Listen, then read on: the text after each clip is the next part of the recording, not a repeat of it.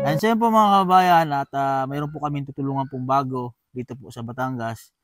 At dito po sana kami dadaan sa ilog po na ito. Kaso sobrang lalim po, hindi po makadaan yung motor.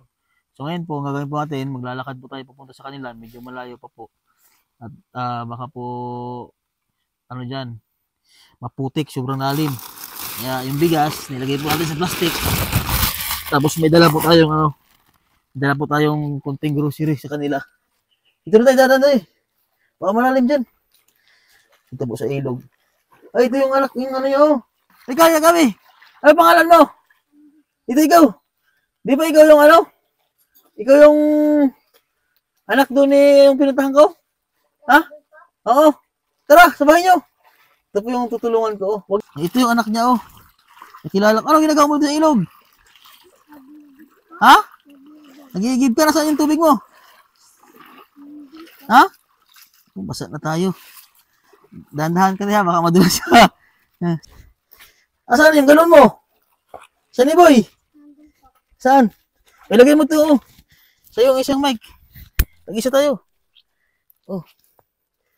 Una ka, Doy. Una ka. Dahan-dahan tayo, baka madulas tayo eh. Grabe. Ay, ako! Sabi nang ay! Dulas ay!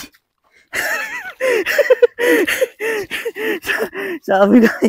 Yan sabi ko eh. Ayos lang yan. May kubo-kubo dito. Wala nakatira dito. Dulas pa tayo. Nasaan ni Boy? Hintayin mo kami. Andiyan si Papa mo? Nasaan ni Boy? Apo. Ha? Apo. Nag-aaral ka ba sa ni Boy? Ha? Nag-aaral ikaw? Apo. Anong grade mo na? 2. Ha? Grade 2. Grade 2. Apo. Kamusta naman pag-aaral mo? Okay lang po. Wala. Lawlawan natin yung pantalon. Kamusta naman pag-aaral mo sa ni Boy? Hintayin mo kami.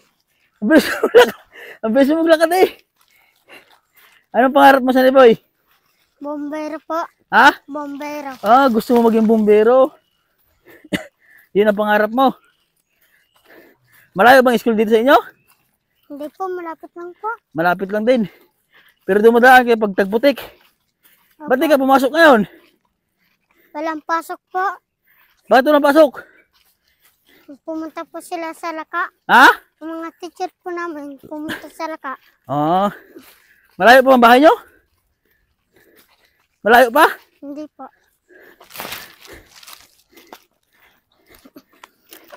San Libuyo. Buti nakita na sa ilog. Ito po na-scout ko na sila. Binalikan ko lamang po. Ito yung mga bata, oh. Hello! Kumusta kayo? Liboy, dala kong pagkain sa Libuyo. Saka bigas. Bagay ka na dito. Sino ito nakahiga? Ang papa po. Ha? Anong nangyari sa kanya? Lagi ako. Ha? May sakit po. May sakit si papa mo. Kumain na ba si papa mo? Opo. Kayo, kumain na kayo? Hindi po. Hindi pa po kumain? May bigas pa ba kayo? Ay, wala na po. Wala kayo bigas. Kaya hindi pa kayo kumakain. Anong oras na? Alas 3 na. Sakto, may dala akong bigas. Hindi na kayo magsaing. Kanina pag... Kayo umaga, nakakain kayo ng umaga? Opo. Kakain ng umaga, ngayong tanghali, hindi kayo nakakain. Hindi po. Paano pag malakas ang bagyo po kasi ngayon, malakas ang bagyo ulan dito. Bahay po nila sira-sira na. Kaya nga po, Kamusta kayo dito kagabi? Hindi po okay kasi nabasa po ng ulan. Basta kayo sa ulan dito kagabi. Ano pa ang pangalan mo? Nika po. Nika. Ilan taong ka na, Nika? 10 po. 10. 10 years old ka lang? Ang laking mong bata. Laking bata. Nika. Nag-aaral ba ikaw? Opo. Ito, si Sunny Boy. Sunny. Grade 2 po. Junior pala ito ng papa niya. Sunny Boy. Kaya nakita ko siya sa ilog eh. Ito, Kinder na po yan. Kinder. Sino mas matanda sa kanila, Sunny Boy? Ito po, yung lalaki. Ikaw mas matanda sa Sunny Boy sa kanya. O pero malaki ang kapalit mo sa iyo. Ha? Ano pangalan niya? Jelay po. Jilay. Ilang taon ka na, Jilay? Ha? Ilang taon na si Jilay? 6 po. 6. Si Sunny Boy? 9. 9. Hindi na nakalaki si Sunny Boy. Pareho tayong dalawa eh, hindi na nakalaki. Sunny Boy? Tawa si ate. Basa kayo? Opo. Saan kayo dito? Pag tabi-tabi kayo tulog. Diyan lang po sa ano. Sisikap po kami sa sulok. Gising kayo sa sulok. Ito kasi yung baka po nila nakahiga. Buti hindi malakas yung hangin. Kung malakas ang hangin, itong bahay nyo, ano yan? Yung bubong nyo. Tuklap yan. Ito. Hirap po ng kalagayan po nila dito. Buti wala kayong pasok ngayon. Wala po. Walang pasok. Anong pangarap mo tayo sa pag-aaral mo? Teacher. Gusto mo rin maging teacher? Gusto mo makapagtapos sa pag-aaral? Opo. Pangarap mo maging teacher? Opo. Bakit gusto mo maging teacher? Para po magpaturo sa mga bata. Gusto mo magturo sa mga bata? 1 plus 1? Ito. Teacher nga. Magaling magsagot eh. Grade, ano ka na nga? Grade? 3 po. Grade 3 ka po? Ay, sabagay, 10 years old pa lang siya. Pero dapat sa edad mo na grade 10 years old ka, grade 3, dapat ito ay nasa grade 4 na. O kaya grade 4 na nga. Kasi grade 5, dapat nasa 11, 12, sakto. Ano ka na, grade 6 ka na dapat. Pero dapat yan, nasa grade 5 ka na. Sa edad mo na yan. O kaya grade 4. Kasi ngayon, ang dapat mag-kinder ay 5 years old. So, grade 1, 6 hanggang bawal na kasi ngayon papasukin yung 4 years old ng kinder. Kaya mga 5 years old. Lagi ka bang tumigil ka ba sa pag-aaral? Opo. Ilang taon ka tumigil sa pag-aaral? 2 taon po. 2 taon. O sakto nga, dapat grade 5 ka na. Bakit napatigil ka sa pag-aaral? Ang hirap po kasi po ng buhay namin. Wala po kami pambilang gamit. Sa school? Opo. Kaya hindi kayo nakapasok? Opo. Tapos uniform? Opo. Buti ngayon taon nakakapasok ka. Nakapasok kayo ngayon taon. Binigyan po kami ng gamit ni Leandro. Ni Kong. Nabigyan kayo ng gamit ni Kong. Congressman. Opo. Yan. So, shout out kay Congressman Leandro. Napakabait po niya ng bagong congressman po namin dito sa Batangas.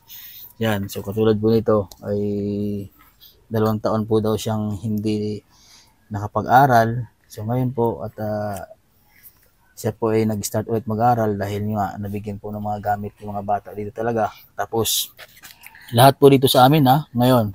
So, lahat po ng nag-aaral ngayon dito sa amin sa Batangas, sa hinawakan po ni Congressman Leandro, ay talagang binibigyan po yan ng 1,000 every month po yan. So, start na po yan ngayon. So, yun, pinaprocess na po yan. Nag-start na rin po mabigay dyan sa Balaya National School. So, baka sa Lunes o kaya sa Martes dun po sa school ng aking asawa, sa Ludud po. Ayan, so napakagaling po ng bagong congressman po namin. Yan, shout out po sa iyo, Congressman Leandro. Ayan. God bless po sa inyo, napakabuti niyo po. At talagang yan, saludo ako sa mga ginagawa.